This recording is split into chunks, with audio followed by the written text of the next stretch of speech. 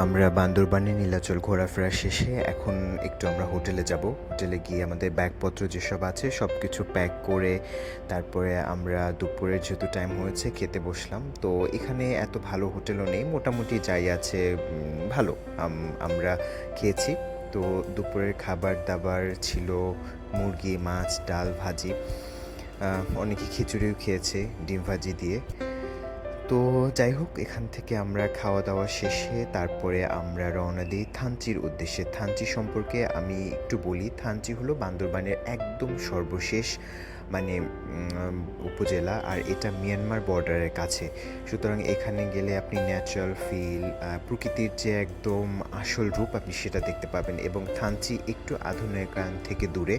এখানে এত অনেক সময় ইলেকট্রিসিটিও থাকে না, ঝড় তুফান বৃষ্টি হলে ইলেকট্রিসিটি চলে যায়, খুবই কম সময় থাকে। আর চারিদিকে সবুজ পাহাড়ে ঘেরা, মানুষের জীবনযাপন খুবই সাধারণ। মানে দেখলে আপনার মন একদমই অটোমেটিকলি ভালো হয়ে যাবে। এই তো আমরা থানচির উদ্দেশ্যে যাচ্ছি। চারপাশে প্রকৃতি সব কিছু দেখে আমাদের এমনিতেই মন ভালো হয়ে যায়। তো আমরা দেখতে চাই, যেহেতু এটা আমাদের বাইক ট্যুর ছিল। আর পাহাড়ের এখানে যারা বসবাস করে অনেক স্ট্রাগল করতে হয়, কারণ এক একটা বাড়িঘর এত দূরে এবং এখানকার হসপিটাল বাজারঘাট সবই দূরে দূরে।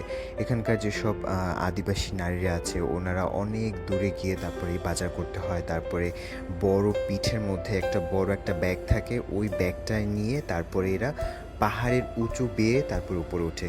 এটা সহজ না, আমাদের কাছে খুব কঠিন মনে হয়, হয়তো বা ওনাদের কাছে খুব ইজি হয়ে গেছে, এই কারণে ওনাদের সহজ হচ্ছে। তো যাই হোক, আমরা তো যাচ্ছি। এইখানে অনেক কিছু দেখলাম, মানুষজনের বৈচিত্র্য, প্রকৃতি সব কিছু, মানে এটা আলাদা আলাদা, আমাদের কাছে নতুন এক্সপিরিয়েন্স। তো যাই হোক, আমরা বান্দরবানের থানচির উদ্দেশ্যে যাচ্ছি। তো পানিতেও এখানকার কষ্ট, এখানে কিন্তু খুব সহজে পানি পাওয়া যায় না। এখানে বড় বড় ট্রাকের মতো করে একদম সেই সদর বা যেখানে পানি আছে ওই পানি থেকে তারপরে এই পাহাড়ে উঠায় এবং এখান থেকে ওনারা এই পানি নেয়, কিনে রাখতে হয়। তো আমরা থানচিতে যাচ্ছি। থানচির সম্পর্কে তো বললামই। আর থানচি একদম শেষে মায়ানমার বর্ডারের কাছে। আর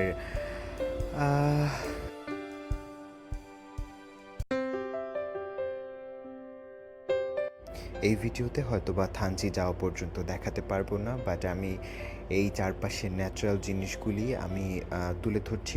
আমরা আরও একটা জায়গায় গিয়েছিলাম, সেটা হলো লামা। লামা যদিও আমরা লামাতে খুব একটা বেশি ঘোরাফেরা হয়নি, বাট লামার থেকে আমরা রাউন্ড দিয়েছি।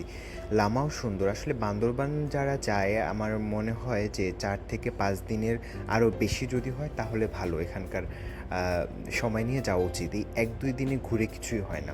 প্রত্যেকটা জায়গা সুন্দর, প্রত্যেকটা স্পট সুন্দর। সুতরাং এই ছিল। নেক্সট